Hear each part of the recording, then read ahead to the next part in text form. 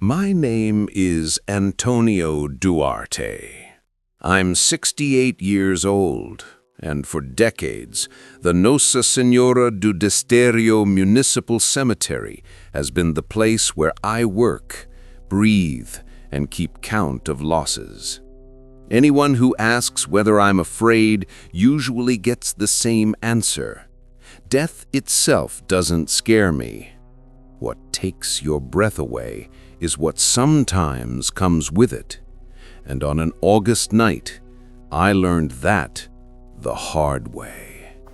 The day started hot, suffocating, the kind that sticks to your skin. I'd already finished 2 services when the burial arrived, the one burned into my memory. A boy, still a teenager. Burying someone who barely began to live is an ant nest in your chest that nothing can quiet. The mother collapsed over the grave's edge, grabbed the ropes, tried to hold fate with her hands and her voice. I shouted, pushed, held her back, and felt the weight there wasn't just the coffin, but the revolt, the injustice, the whole world crushed into that moment. When I laid the last shovel of dirt, the sky had already closed in. Families left little by little, some in silence, others sobbing loudly.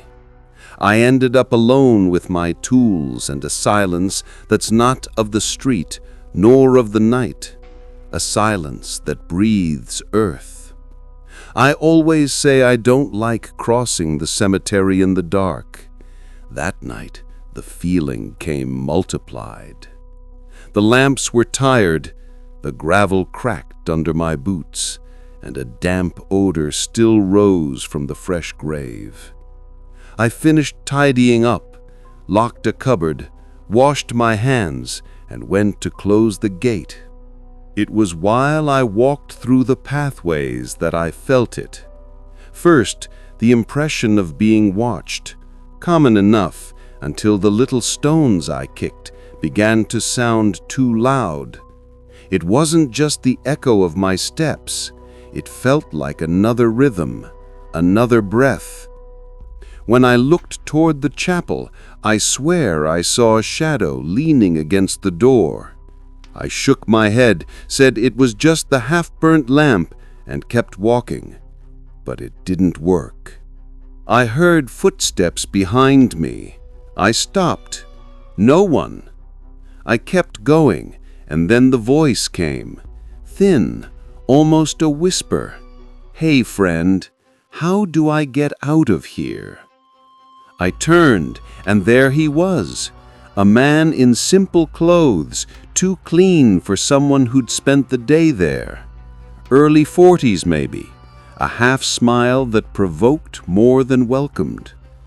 He shouldn't have been there. The gate was locked, and no visitors remained. Still, he looked at me like he knew me. I told him the way out, dry and quick, so I wouldn't get involved. He smiled and said something that froze my back.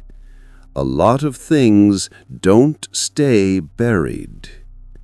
It sounded like entertainment for him, and his words echoed like grave talk, like something that insists on returning. I tried to walk past him, but when I took a few steps, he was already ahead of me, blocking the path. Impossible. There were no shortcuts, no way for him to get there so fast. Yet he appeared wherever I went, without noise, without haste. The first terror was the clock. In the locker room, I looked without thinking. 8:15 p.m. I was sure it was 8 o'clock, maybe a bit past. For me, all that conversation, all the back and forth hadn't taken more than 15 minutes. But the clock showed more than 40 minutes since the burial. A strange feeling invaded my chest, as if someone had stolen part of my time and hidden it. The man laughed. The night seemed to toy with the hands of the clock. Then came the knocks at the door. 3 dry taps. His voice from the other side asked if I was going to let him in. I froze. I opened the door with a key in my hand. Nothing but wind and leaves.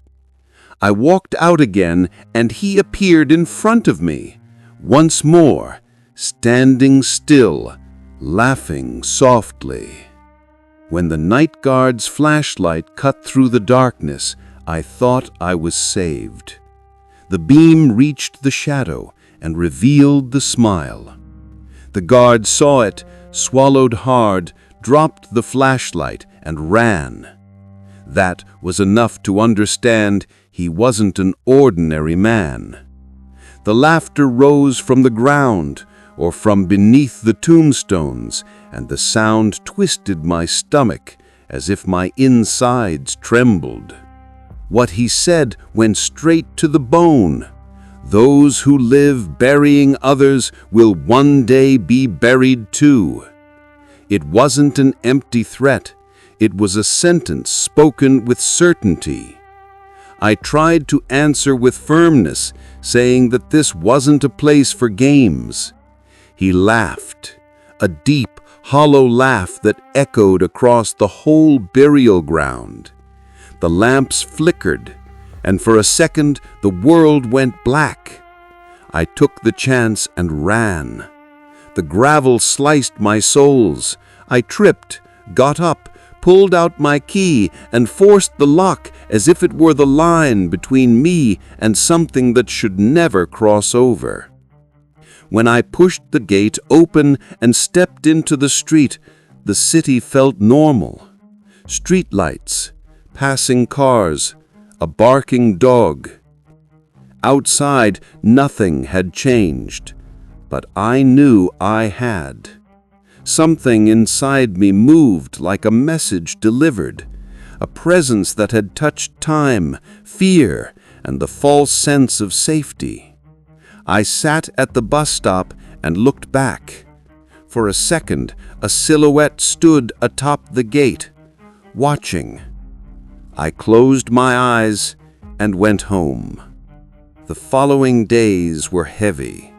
I returned to the cemetery, of course. Life demands it. But the air tasted different, and something lingered inside me.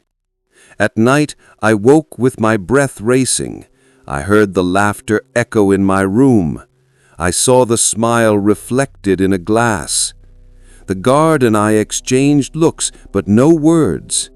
Some events don't fit into long conversations. They stay locked in the silence of the chest. I felt fear sometimes. I felt watched. I dreamed of endless corridors filled with his voice. Years passed, and even now, with slower legs, I avoid staying alone in the cemetery after sunset. It's not weakness, it's caution. Those who live there learned that some things can cross the lines we draw. Time, memory, a laugh that's not human. Sometimes when I walk past the chapel, the shiver returns from afar.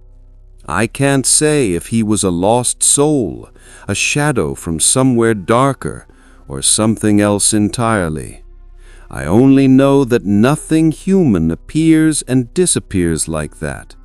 Nothing human plays with someone's time as if pulling threads from a clock. What stayed with me from that night wasn't just fear. It was the certainty that our world has cracks, and that when you least expect, something might peek through them.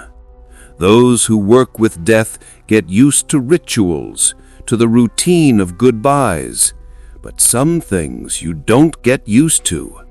They laugh, return, and test the boundary between what belongs to the living and what comes from elsewhere. On that August night, I learned that it's not enough to know how to dig graves. Sometimes you need to learn how to guard your time.